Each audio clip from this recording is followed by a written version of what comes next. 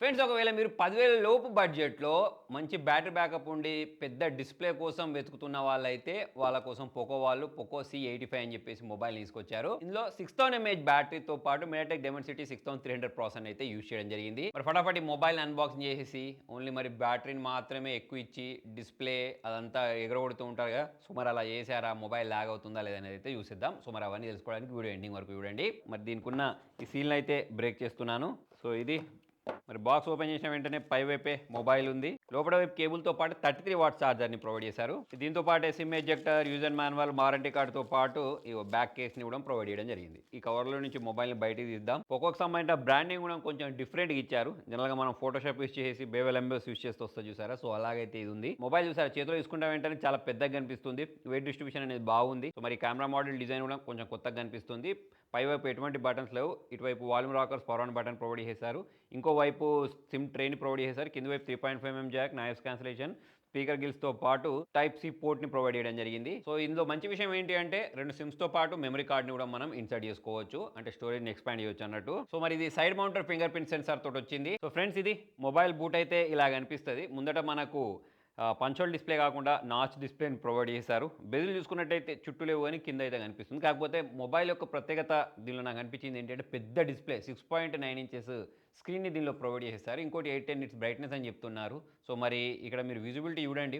నాకు ఇండోర్‌లో బానే అనిపిస్తుంది. ఈ మొబైల్ గురించి మాట్లాడినట్టయితే ఇది హెచ్‌డీ ప్లస్ డిస్‌ప్లే మాత్రమే. అయితే ఈ మొబైల్‌లో మనకు 120 హెర్ట్జ్ రిఫ్రెష్ రేట్‌ని ప్రొవైడ్ చేసేసారు.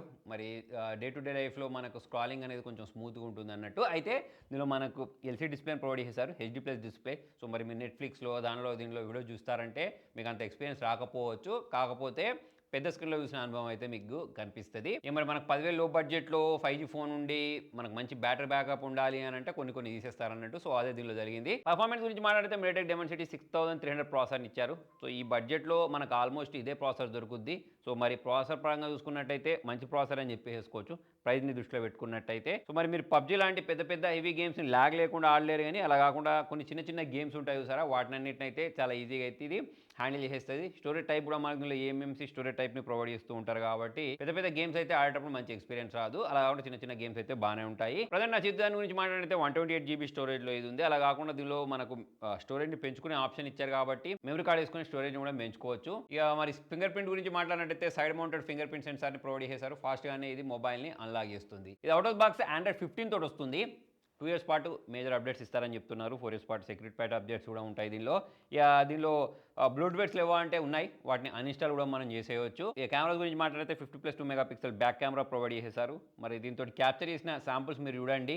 8 మెగాపిక్సెల్ సెల్ఫీ కెమెరా ఉంది. వీడియోస్ గురించి మాట్లాడితే 1080p వీడియోస్‌ని back cam, front cam use చేసి రికార్డ్ చేయొచ్చు. శాంపుల్స్ మీరు చూడండి. డే లైట్‌లో మంచి ఫోటోస్ అయితే క్యాప్చర్ చేస్తుంది.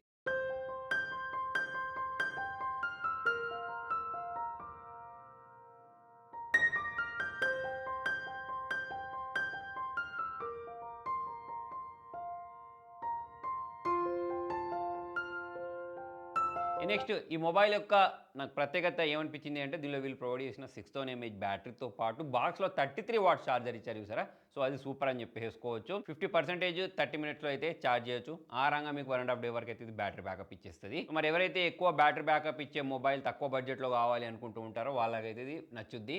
దీంతో పాటే దీనిలో మనకు IP64 లాంటి వాటర్ రెసిస్టెంట్‌ని కూడా ప్రొవైడ్ చేశారు. సో, ఓవరాల్ చూసుకున్నట్టయితే ఎవరికైతే మంచి బ్యాటరీ బ్యాకప్ ఇచ్చి పెద్ద డిస్‌ప్లే ఉండి బాక్స్‌లోనే చార్జర్ ఉండి తక్కువ బడ్జెట్‌లో ఒక మంచి మొబైల్ కావాలి అనుకుంటూ ఉంటారో వాళ్ళకైతే ఈ మొబైల్ అనేది బాగా అనిపిస్తది. ఫ్రెండ్స్ మరి మీరు ఏ బడ్జెట్‌లో మొబైల్ కొనడానికి ఎక్కువగా ప్రిఫరెన్స్ ఇస్తూ ఉంటారు? కింద కామెంట్‌లో రాయండి. Thank you.